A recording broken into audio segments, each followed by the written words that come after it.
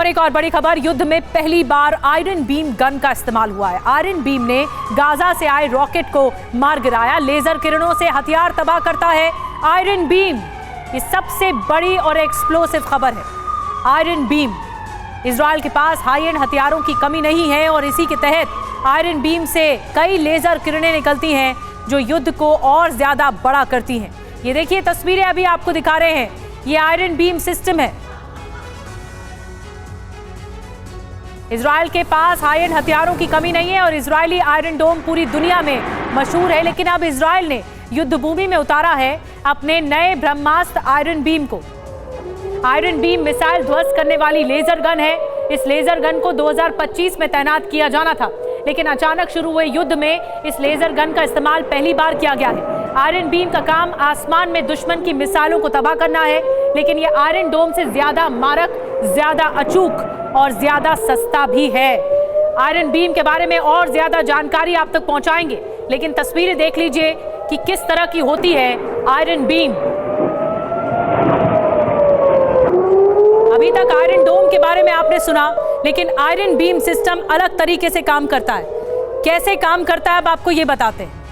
क्या है इजराइल का आयरन बीम और कैसे इसने हमास की मिसाइल को नष्ट किया, अब आपको बताते हैं। गाजा से किबुत्ज की ओर दागी गई मिसाइल, आयरन बीम ने आसमान में ही तबाह की मिसाइल।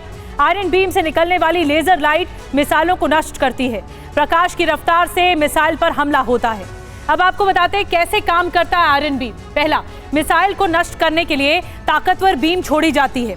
फिर दूसरी बड़ी बात, यूएवी, मिसाइल, मोटार, रॉकेट को इंटरसेप्ट किया जाता है इसके जरिए।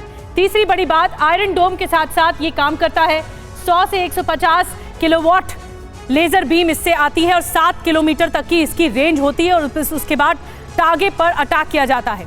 अब आपको बताते हैं आयरन बीम और आयरन डोम के बीच अंतर क्या है। देखिए दो बातें एक साथ। आयरन बीम क्या है, आयरन डोम क्या है। एक बीम फायर करने में $100 का खर्चा आता है, तो आयरन डोम एक फायर में $60,000 का खर्चा आता है। इसके अलावा गोला बारूद की जरूरत नहीं होती। आयरन बीम में ज्यादा आसान तरीका है, आयरन डोम में मिसाइल का इस्तेमाल होता है। ये बहुत बड़ा फर्क है। जल्दी छिपाना बेहद आसान है, वहीं जल्दी छिपाना मुश्किल होता है आयरन डोम सिस्टम के तहत। कौन शक्तिशाली है आप खुद आकलन कर सकते हैं। बादल बारिश में काम नहीं करता आयरन बीम, लेकिन वहीं आयरन डोम की बात करें तो हर मौसम में ये काम करता है। दोनों में फर्क है। अभी तक आयरन डोम सामने था, अब आयरन बीम के जरिए वार करने की कोशिश है। मोर सर, मैं आपके पास आ रही हूँ।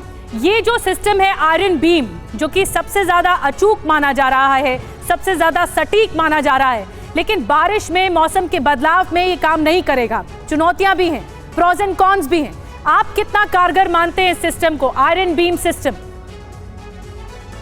देखो निधि, इजराइल लीडिंग प्लेयर है टेक्नोलॉजी में और कटिंग एज मिलिट्री टेक्नोलॉजी ये दुनिया भर को एक्सपोर्ट करते हैं और R&D इनकी बहुत स्ट्रांग है। यूएस के साथ इनके रिलेशंस बहुत अच्छे हैं, से वहाँ भी इनको जो भी लेटेस्ट टेक्नोलॉजी वो मिलती है।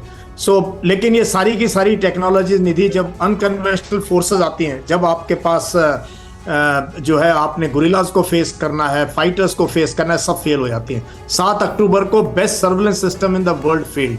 तो आयरन बीम, आयरन डोम ठीक है, this okay for a conventional war, जहां आपको एनिमी के रॉकेट्स को या मिसाइल्स को वो करना हो, बट जहां आपने लड़ाकुओं का मुकाबला करना हो, वो अमेरिका भी जाग चुका है। इजराइल को भी ये पता चल गया है कि इनको जो है टेक्नोलॉजी से नहीं, इसके लिए you need boots on ground, you need to fight them, और इतना आसान नहीं है। तो ठीक है, इट्स अ टेक्नोलॉजिकल डेमोन्स्ट्रेटर, और इस पूरी लड़ाई के अंदर आप देखना ये प्रूव भी करने की कोशिश करेंगे अपनी टेक्नोलॉजी को, जिससे कि जब भी लड़ाई खत्म होगी इनको पैसे की जरूरत होगी और इस पूरी टेक्नोलॉजी को बेचने की कोशिश करेंगे दुनिया भर में। So they are leading players in technology, so it must be good, but मतलब ये हाईटेक तरीका है। एक क्विक रिएक्शन सरदाना सर आपसे, एक हाईटेक तरीका है आयरन बीम के जरिए पहली बार युद्ध में इस्तेमाल हो रहा है। रोबिंदर सचदेव जी, माफ कीजिएगा, मैं आप बताइए इस पे कैसे रिएक्ट करेंगे। क्या ये हाईटेक तरीका है, हाई एंड तरीका है कि इससे आसानी से वार किया जा सकता है? Definitely yes. देखिए, दुनिया की सारे देश एक्चुअली लेजर को लेके एडवांस रिसर्च कर रहे हैं, प्रयास कर रहे हैं कि लेजर से शूट करा जाए किसी भी एरियल ऑब्जेक्ट को। चैलेंज लेजर में सबसे बड़ा होता है कि बहुत ज्यादा बिजली चाहिए होती है लेजर बीम को जनरेट करने की।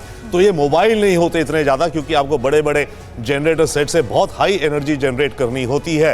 एंड दूसरा ऐसा जैसे वेदर का बताया गया, रशिया भी डेवलप कर रहा है बाय द वे, यूक्रेन में इस्तेमाल शायद होने की बात हो रही थी।